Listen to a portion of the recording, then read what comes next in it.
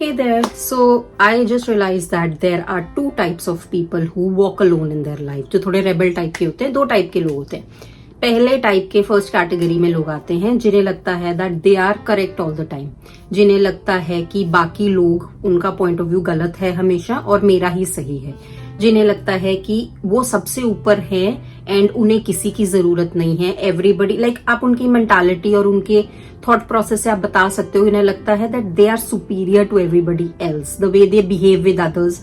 उन्हें लगता है दैट उनकी mentality is higher than others for some reason because they are operating from ego. तो वो ईगोइस्टिकल माइंडसेट वाले जो लोग होते हैं वो यूजुअली अकेले चलते हैं बिकॉज उनको कोई लोग पसंद नहीं आते और लोगों को वो पसंद नहीं आते. So they are usually walking alone in their life.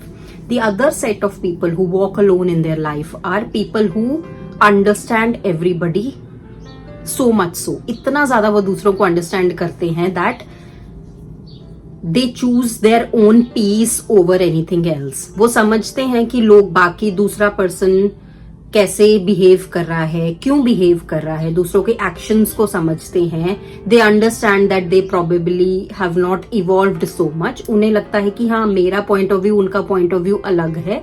So they feel mentality wise they feel everybody is on the same level. They don't feel that they are superior. They just feel that it just doesn't align and they choose to walk alone because they choose their own peace over anything else. So these people also tend to walk alone. So अगर आप आज ये video देख रहे हो और आपको लगता है कि आपने अपनी लाइफ में किसी को कभी कट ऑफ किया है या you have been alone and you felt alone, तो एक सेल्फ इंट्रोस्पेक्शन कमेंट करने की जरूरत नहीं है. जस्ट एक सेल्फ इंट्रोस्पेक्शन कि आप किस कैटेगरी में आते हो, आपने किस रीजन की वजह से ये डिसीजन लिया है that you are going to be alone in your life. I think वो introspection is really going to be helpful. So मुझे लगता है that I belong in the second category. The reason I am saying that is because एक तो I have spoken about it in my last video that I have chosen to walk away from a lot of people in my life. मैंने बहुत लोगों को cut off किया है and मेरे closest once ने, डिस्टेंट लोग आपको हर्ट नहीं कर सकते, क्लोजेस्ट वंस ने मुझे बोला है that I am very selfish, I don't think about others. उन लोगों को ये बात समझ नहीं आती है that I and people like me who understand other people, we spend so much time understanding other people. हम अपनी लाइफ में इतना ज्यादा टाइम बिता देते हैं दूसरों के पॉइंट ऑफ व्यू को समझने के लिए कि उस बंदे ने ऐसा क्यों किया, वो ऐसे बिहेव क्यों कर रहा है, उसने ऐसी बात क्यों की.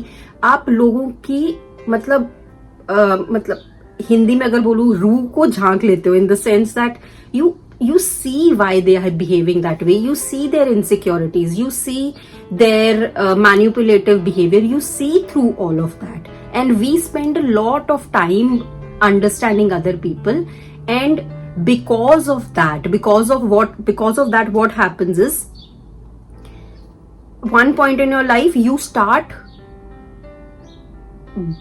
talking on their behalf. What I mean by that is क्योंकि मैं अपनी लाइफ में समझने लगी कि हाँ इसने ऐसा किया है, उसने वैसा किया है, मुझे पता है क्यों किया है and all of that.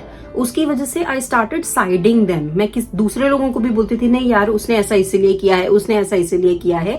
So I started like sort of choosing them and then there came a point in my life where in I felt यार ठीक है मैं दूसरों को समझ रही हूं but I think in that process I am forgetting my self.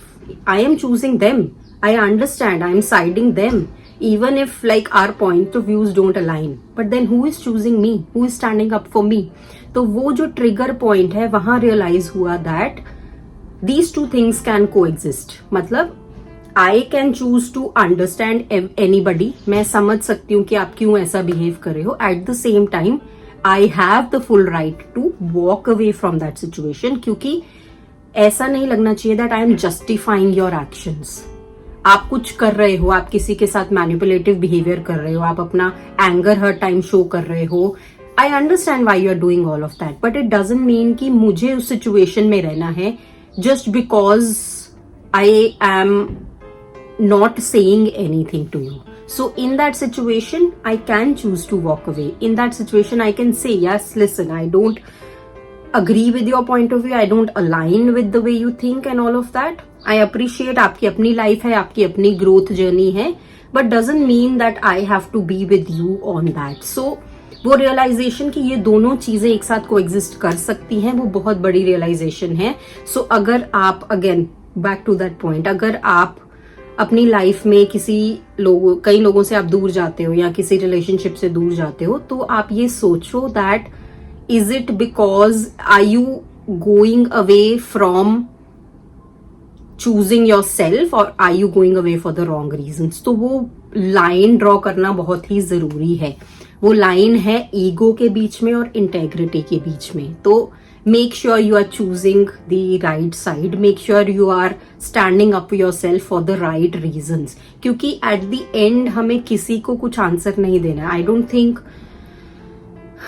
anybody is going to at the end of your life ask you कि भाई आपने ऐसा क्यों किया, वैसा क्यों किया. You need to be true to yourself. अगर आपने इतना स्ट्रॉन्ग डिसीजन लिया है कि आप पूरी दुनिया के अगेंस्ट खड़े हो सकते हो, मेक श्योर कि आप अपने आप को आंसर दे सकते हो that you did it for the right reasons. तो वो ह्यूमिलिटी वाला फैक्टर हमेशा हमेशा बहुत जरूरी है. कई लोग भूल जाते हैं ह्यूमिलिटी होना, अपने आप में ह्यूमिलिटी लाना, that we are all the same. Some people are just evolved a little more. कई लोग ज्यादा अपने आप को हील कर लेते हैं, इम्प्रूव कर लेते हैं, एज अपोज टू अदर्स जिनको इतनी नॉलेज नहीं होती है. Doesn't make them doesn't make you superior. तो make sure you are on the right side of the line. alright, तो obviously इन सब के साथ आता है, जैसे मैंने अपनी लास्ट वीडियो में बोला, that you are going to be lonely on this journey. अगर आप दूसरों के मतलब if you walk away from people constantly, you are going to be lonely. But as I said in my last video, we are all in this together. So इस video और इस channel के through मेरी hope है that we, the ones who are standing up for ourselves for the right reasons, we are all in this together. So if you've stayed with me till the end of this video, do let me know if you can resonate with it, and I will see you all again next week with another interesting topic. Bye bye.